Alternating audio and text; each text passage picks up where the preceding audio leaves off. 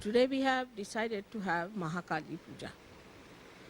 Now we must understand the Mahakali is in totality is the reflection of Adishakti in totality. Or we can call it that Adishakti is in charge. She is managing all these three powers, but her manifestation in totality is Mahakali in the sense that it is the desire of God Almighty. So first she is Adishakti in charge of all the three powers. And that's why we can say that when she is in a potential stage, she is Mahakali. And then she divides herself into two other forces as Mahasaraswati and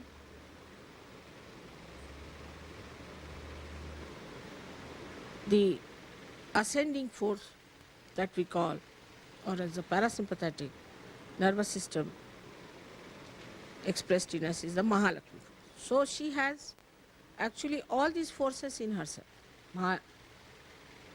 Kali has all these forces, but she manifests. She desires to act, and when she wants to act, her potential force becomes these two other forces. So when we do the puja of Mahakali, we must understand that inbuilt within this force within us is desire. So we can desire anything. If we want, we can desire everything. We can desire, say, the joy. We can desire the knowledge. We can desire to be compassionate and love. And we can desire also the destruction of those which are negative forces. But the Mahakalic force is the one which is working out the constructive force. But in that constructive force only, there has to be destruction.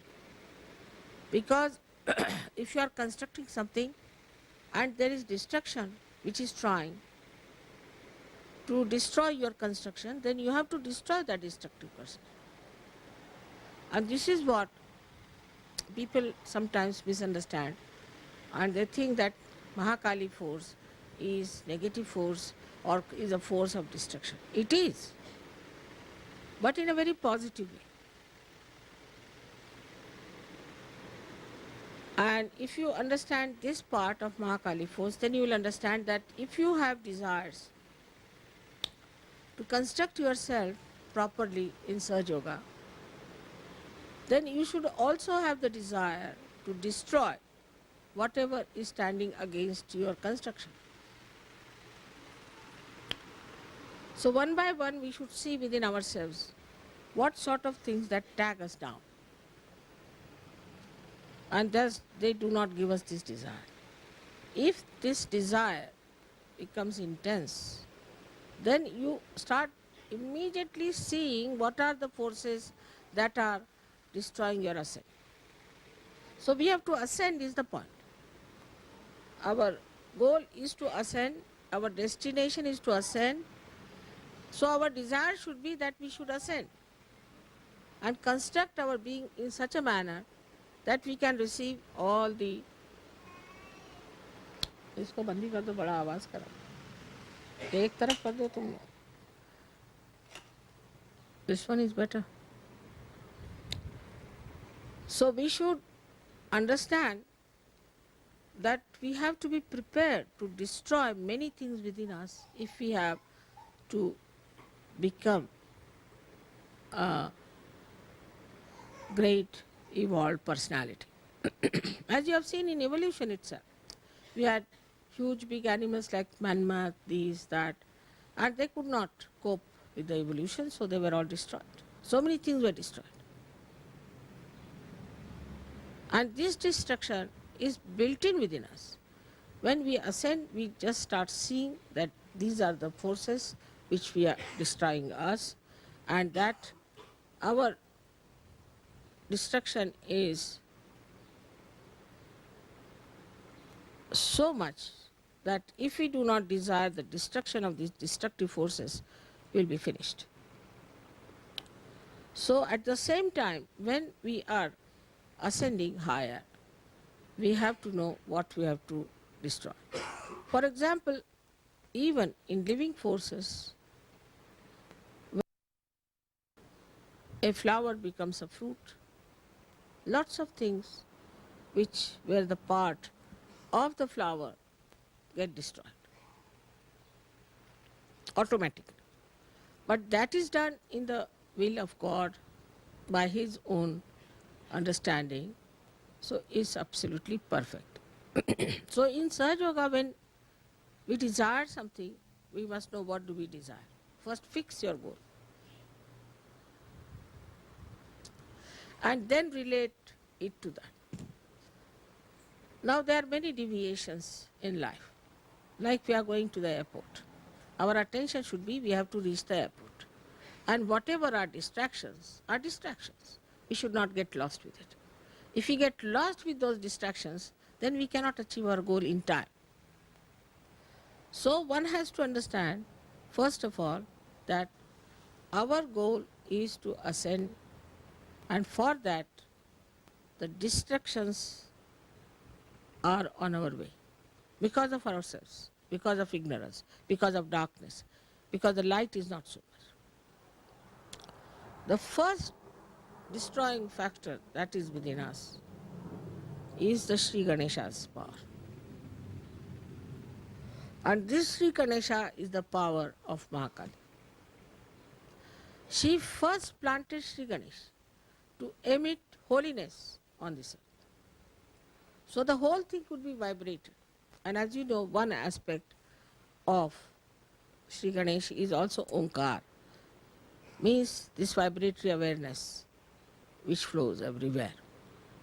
So these vibrations have four sides in it.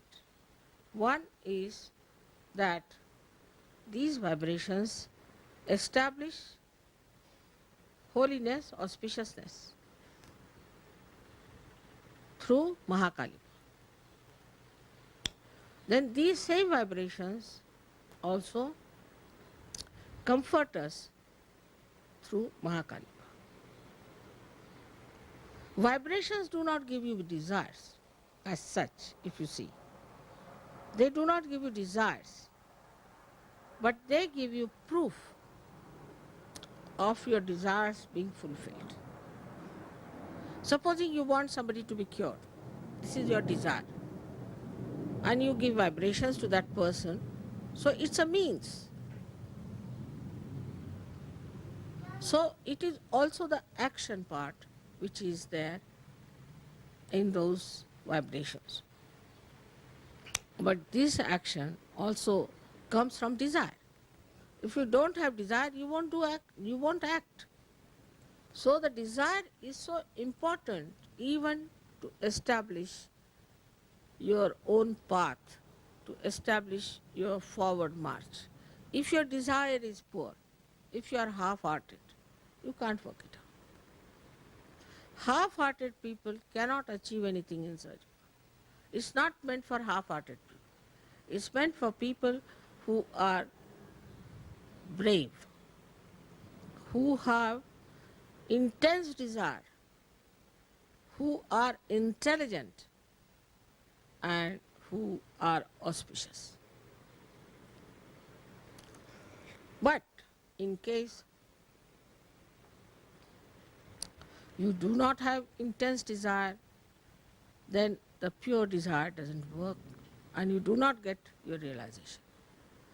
Also, after getting realization, unless and until you have desire to ascend, very strong, intense desire to ascend, you cannot ascend. So for all Sahaja Yogis, it is necessary to first of all, early in the morning, while taking the name of Ganesha, must say, what is my desire? This is my goal. This is what it is. All activity must be surrendered for this goal.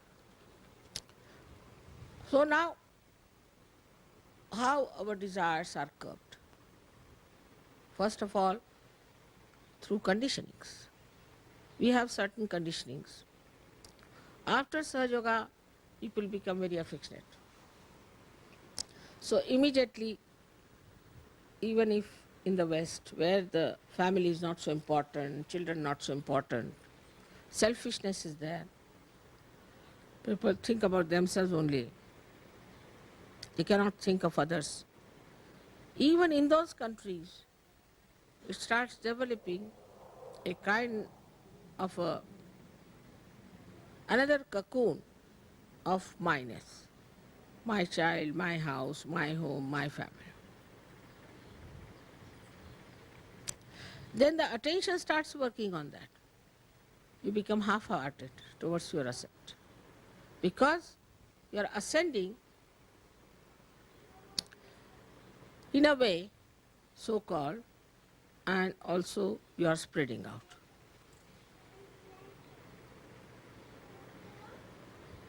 Then the concern goes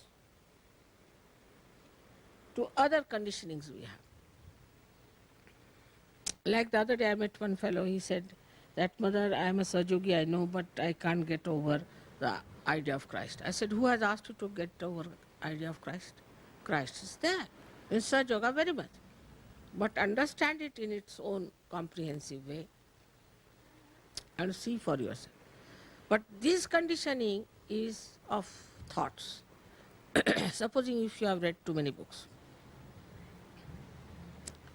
if you have gone through, supposing you are a born Hindu or a born Christian or a born Jew or anything, so the conditioning is there. You were born as a human being. You got this stamp later on that you are a Hindu or a Christian or anything. These stamps you did not carry when you were born. Supposing the child was lost, he could be any religion.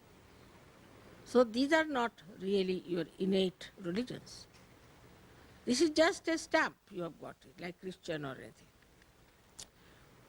Then you have another conditioning that you belong to this nation, that nation, like we have America, this, that. But still these are stamps. You were born in America, that's why you're an American. Anybody who is born in America is not different from anybody else. Only thing, according to the climate of a particular place, you might have your complexion, your height, your face and all that. But that doesn't mean that innately this is meant for America. It could be anywhere. Then all these conditionings within us start acting on our language, on our styles, on our lives, in every way. Then we start becoming Americans. So these are the effects of the outside that come in us. And then we say, we the Americans. But if you scratch them, inside, body is the same, heart is the same, the blood is the same, everything is the same. There's nothing different. It's even not skin deep. But in the brain, it has gone that I am an American. Then all the things that are in that society, for example, in America, many things are allowed. So that's all right. In India, many things are allowed. That's all right. Like that, we start accepting the society, the norms of the society, and the conditioning starts. But with all that, this desire is there, the pure desire to ascend. I think you put these lights little ahead because there's a paper there, and with my force, the light is going behind. No, not that one, these. Because they're facing that fan. You could bring them down here. Still quite close to that fan, you know. You can put them anywhere. You can put them here if you want.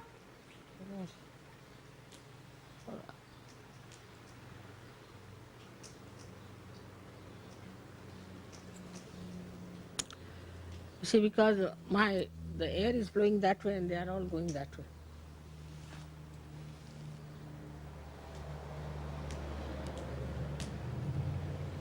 So the desire within us to ascend comes to us also as a reaction to all these things. When we see, as Americans, what's happening to our country, what's happening to the people, what's happening to our surroundings, and then we get a shock. Oh God, what is this? Then we also see this is artificiality. Like in England, you have to wear a tailcoat, you have to wear this, you have to have this kind of a spoon, this kind of a glass, this, that, so reaction builds in. So you start anti-culture. Anti-culture to get rid of artificiality. But the desire behind it is to seek the reality.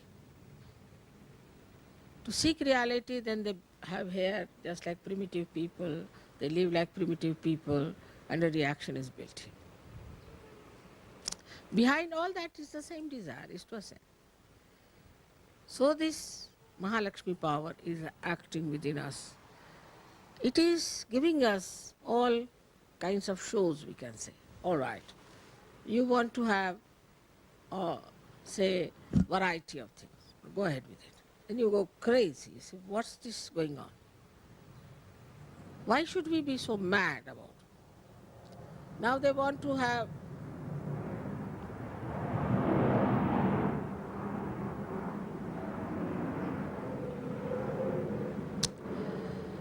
you want to have, say, your children, your home, your houses. Then you just get fed up with it. Because children become arrogant, they become horrid, they trouble you. Then you say, oh God, I'll never have any children anymore. Then you have wives, and you find wives horrible and husbands horrible. Then you divorce. You go on divorcing, and then you find it's useless. Doesn't work out. Nothing seems to work out. You feel so frustrated. And that action and reaction works on your desires. So your desires go on changing. Especially when we are wanting to be affluent. People become affluent and then they find the problems of affluence. So a reaction is built in. Those who witness those problems of the rich, they don't want to be that rich. Nothing doing. So in every way, the desire to achieve things works out. Like some people want to have power, they go into politics, fight it, get it done, and done forever. So, lives after lives it goes on. Then you are born in modern times. When I am here, and now your only strong desire is to become the spirit. I hope it is. So now all these back things are to be crossed over. They are finished. Now what should we do for our realization? What action we should take? The first action is to develop your Mahakali power. By one power, you destroy all that is nonsensical. Destroy all that is impeding you, troubling you, blocking you. Destroy all that. Just I don't want it.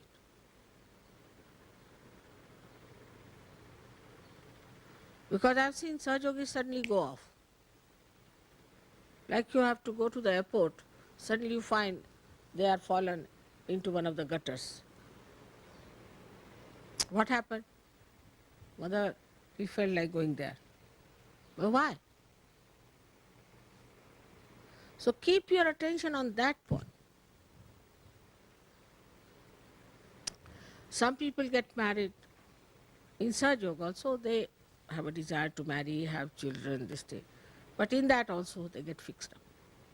Marriage is not the end. It's just one of the means to be balanced.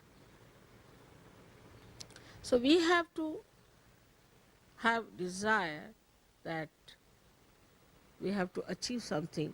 So go on destroying all that is within us. Within us is There are 6 enemies, as they say, is anger, then greed, jealousies, violence. All these are within us. So we have to destroy these 6 enemies. But what's the power of a Mahakali is that she destroys all the enemies that stand in your way. All the Rakshasas, all the devils, all the negative forces she tries to destroy, so that your path should be alright. But while she is destroying all of them, if you are sticking on to them, what can she do? So your desire should be pure, and that you should say that all right, we want to achieve that, and she is working it out for you. This is the first thing, her job. Then the second job is that she comforts you. She gives you comforts of every kind. The first comfort she gives you is of your body. Your body becomes comfortable. Means all your diseases and all your troubles are destroyed. You find that your body becomes healthy, you feel younger, you get energy, and you can work out your realization. This is the first thing she does for you, is to give you comfort. Then she also gives you comfort of the spirit, so that you do not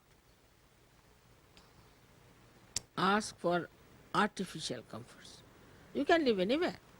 You can live in a jungle, you are comfortable.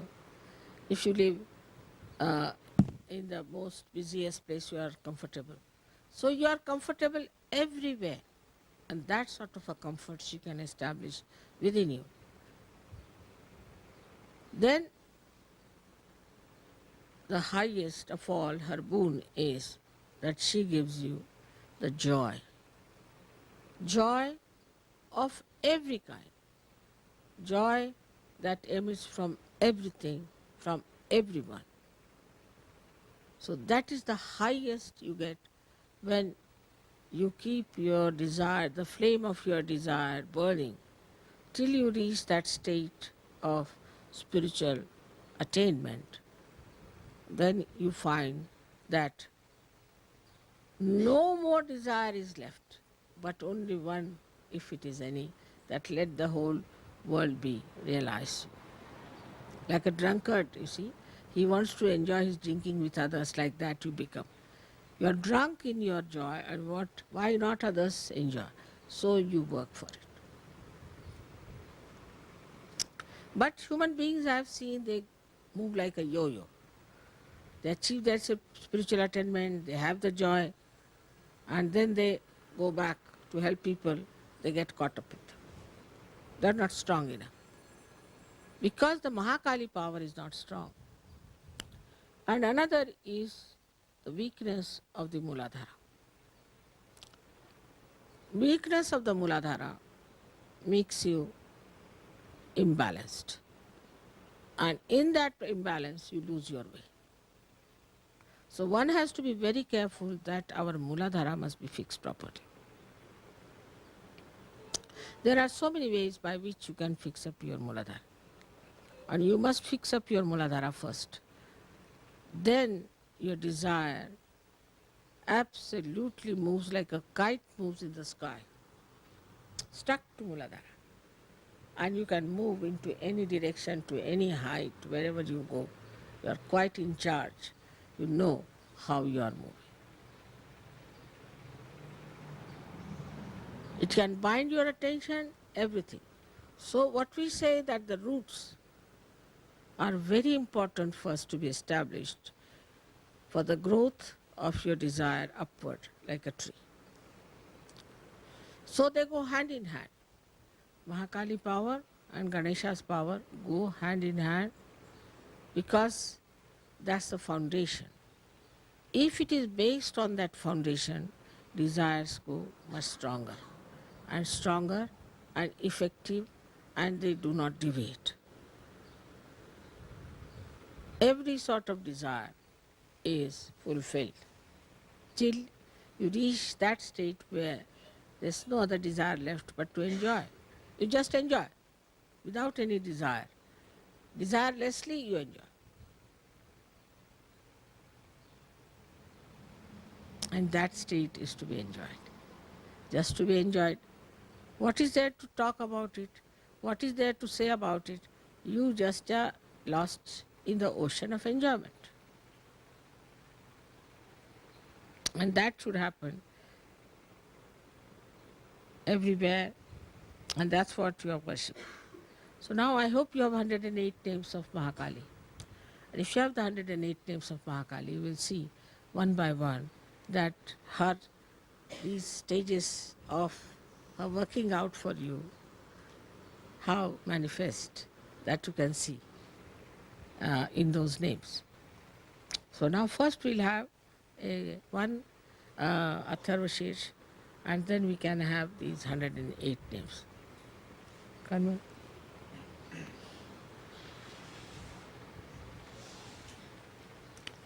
One is here. I'm happy to see you.